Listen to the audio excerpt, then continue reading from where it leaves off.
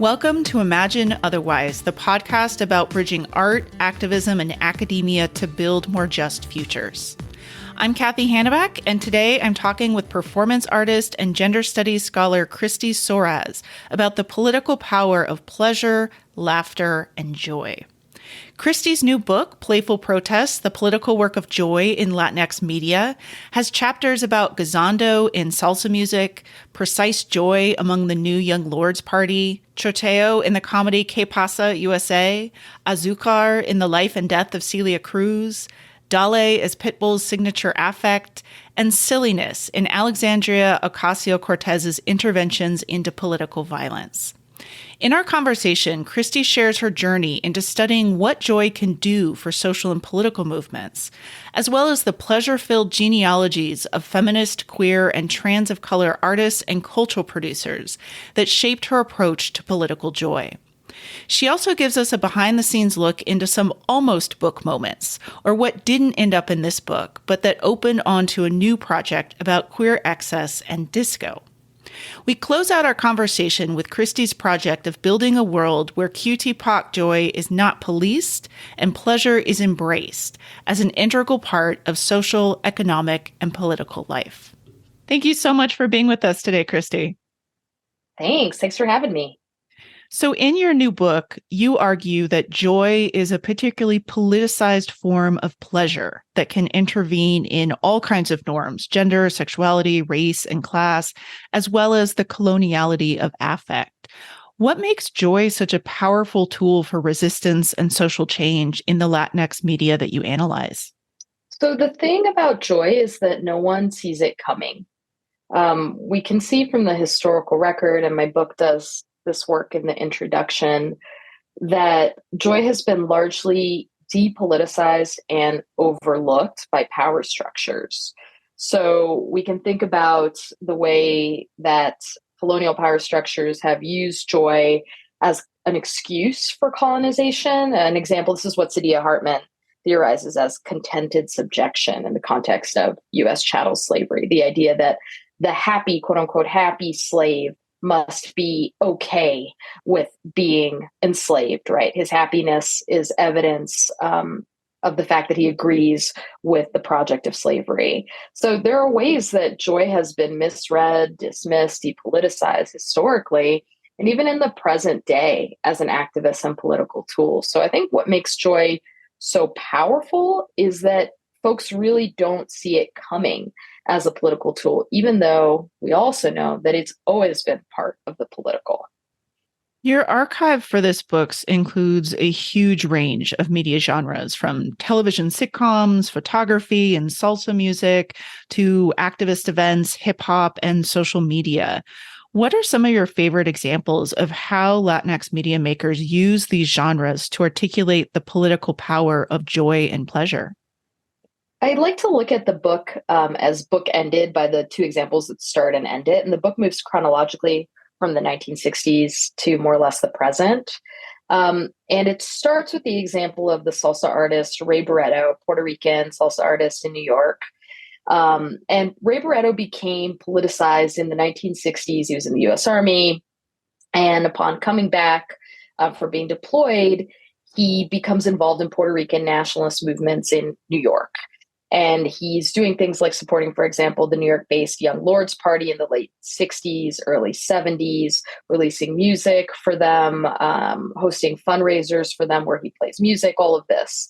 And the thing about Ray Barretto is that when we talk about political salsa music, very few people think of him first.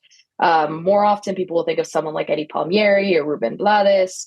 Both of them are excellent, very overtly political salsa artists. But I think one of the reasons that Ray Barretto hasn't been thought of as much in this vein is the fact that he comes across as really joyful. And in the first chapter of the book, I look at, for example, some of his album covers, where he seems sort of goofy. He's laughing, he's smiling, he's doing the opposite of this kind of cool, heterosexual, ultra-masculine salsa masculinity of the late 60s and 70s that we are more familiar with.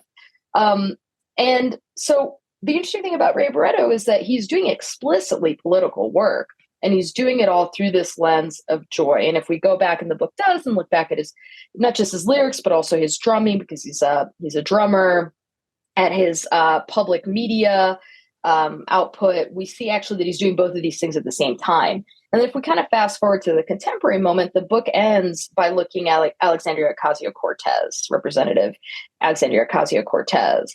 And of course, we know that she is doing very explicitly political work. She's, of course, working in Congress.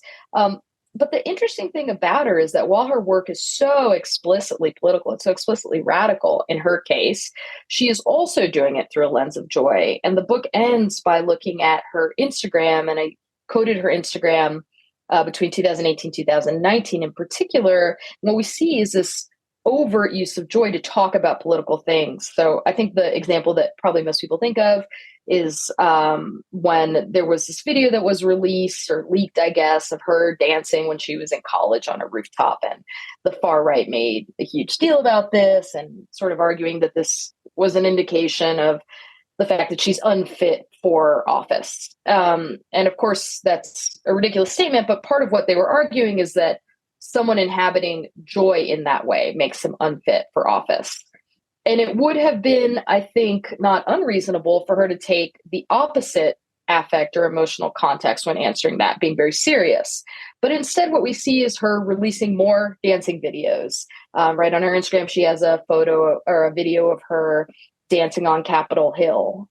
And this is very interesting because she's always pairing this with really explicit activism in terms of what legislation she supports, what are the kinds of radical change she supports. So again, for her, we're seeing these things coexisting. And I think this is kind of like a sort of a shorthand for how the past 60 or so years in Latinx cultural production have consistently been appealing to joy as a form of political activism.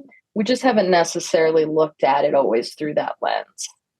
You open up this book with a childhood story, and I think it works so well to frame the interventions that you're making across the text. And for folks who haven't read the book yet, it's a story about you dancing with your family to Bebo Valdez and kind of experiencing that really crucial moment of diasporic joy. And that lifelong interest in this topic certainly comes through in all of the chapters of this book. I'm curious about what was your journey into studying the politics of joy and pleasure? I mean, obviously you root it in this particular story, but I'm sure there's some stuff in between there too. What got you into this topic? Yeah, when I went to graduate school, right as the 2007 financial crisis was starting. And in that story that opens the book, it's the story of my family and I and the people we love dancing in the living room because my parents have just succeeded in saving our house from foreclosure in Miami, where I grew up. So it's a story of trauma, of people just truly having gone through something terrible and having survived it and marking that survival with a joyful dancing. And this was happening for me at the same time that I was in graduate school. And in graduate school, I studied critical theory, I studied continental philosophy, real sort of highbrow intellectual thought, quote unquote, highbrow intellectual thought, written, of course, primarily by white male authors. And I was sort of trying to figure out what these two things had in common, us dancing in our living room, trying to save our lives, and what seemed at the time like theory that just didn't have anything to do with my everyday life. And I did find some links. In the book, I write about, Roland Barthes writes about the punctum. The punctum is this moment that's sort of outside of time, if you will. And to me, that moment in our living room dancing was a punctum, actually. It was a break in linearity. Georges Bataille writes about ecstasy as this state that can transcend the everyday. And again, this is a sort of ecstasy. So I was trying to find where this linked. And I think in this book, what I've tried to do is sort of link those worlds through folks like women of color, feminists like Audre Lorde, for example, who writes on the erotic, which is, of course, linked to this kind of sort of flow that one can get into when entering a joyful state. So that's sort of how I got here. And I think that actually there are many ways that critical theory and philosophy have theorized this experience. And when we bring it together with women of color feminists who are bringing in this critique of racial capital, of patriarchy, right, of homophobia. When we bring these things together, we can see the way that Joy is doing really important critical work. So that's where I eventually got to. I'm always interested in what doesn't make it into the books we write, or those kind of almost book moments, if you will, that for one reason or another, they get left for another project or another time. What are some of your favorite stories or maybe media examples that you came across in your research that, for whatever reason, just didn't make it into the final version? If you'd be willing to share some of the behind the scenes stuff. Sure. Well, I think the number one thing is that a lot of the book, maybe a third of the book, maybe even half, is about the 1970s. And when I was studying the 1970s, I was studying disco, I was studying the Young Lords Party, or rather, I was studying salsa, I was studying the Young Lords Party. And the thing that I didn't write about was disco. And that's actually what my next book project is about. I wanted to understand joy in the context of disco. And when I say disco, not just disco music, but also disco as a sort of an aesthetic and as a lifestyle. And at the time and now, disco is oftentimes remembered as hedonistic, self-absorbed, materialistic, excessively capitalist. And I was really interested in seeing what Joy did in that scenario, because in some ways, as a Latinx studies scholar and a queer theorist, it's much more comfortable for me to study Joy in contexts that are explicitly political. There's no doubt that what the Young Lords Party was doing was political.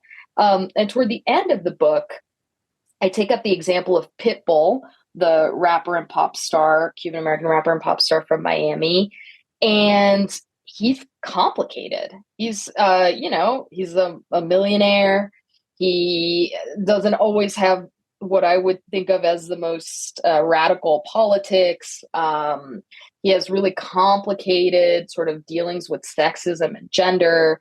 And so I was trying to figure out, Pitbull's doing something political with Joy, I argue, but he's also sort of not within this framework of the radical left that I prefer to stay within.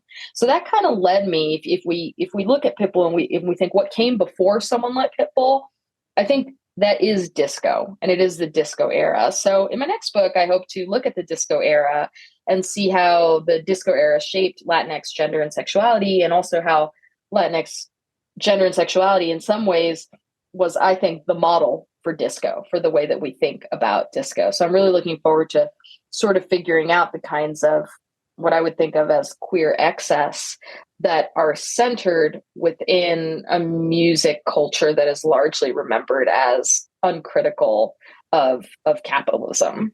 So this brings me to my absolute favorite question that I get to ask folks, which really gets at the heart of why you do the kind of work that you do. So in the spirit of imagining otherwise, the spirit of the theme of this podcast, what is that world that you're working toward when you look for these moments of queer excess in disco? When you go through the archive and you go through these women of color feminist theorists and try to think about the politics of joy, what kind of world are you trying to bring into being?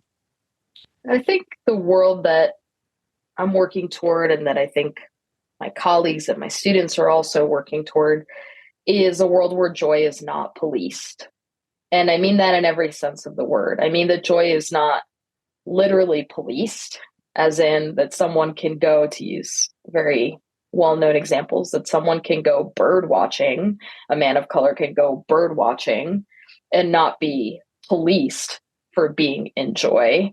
And also that joy is not policed on a sort of a social level. There's this way that particularly marginalized folks, particularly queer and trans people of color, are consistently policed for experiencing joy as though it is not our birthright. And I think that if we can find a world in which joy is not policed, we will have done so much work to get us there. This is a world where access to pleasure is not denied. And to allow someone to experience pleasure, we also have to, of course, make sure that they have the basic conditions for living a sustainable life. that they're not experiencing systemic poverty, that they're not experiencing systemic racism, et cetera, et cetera. So I think if we can find a world where expressions of joy truly aren't policed, that'll mean that we did it right. Well, thank you so much for being with us and sharing all of these amazing ways that you imagine otherwise. Thank you so much, Cathy. I appreciate you having me on.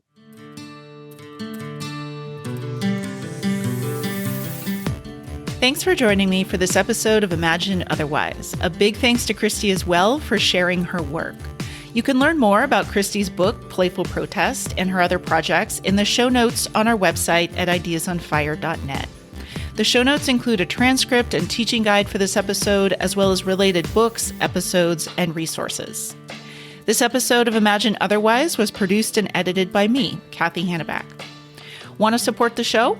We would love it if you would share this episode with a friend or consider teaching it in your classroom.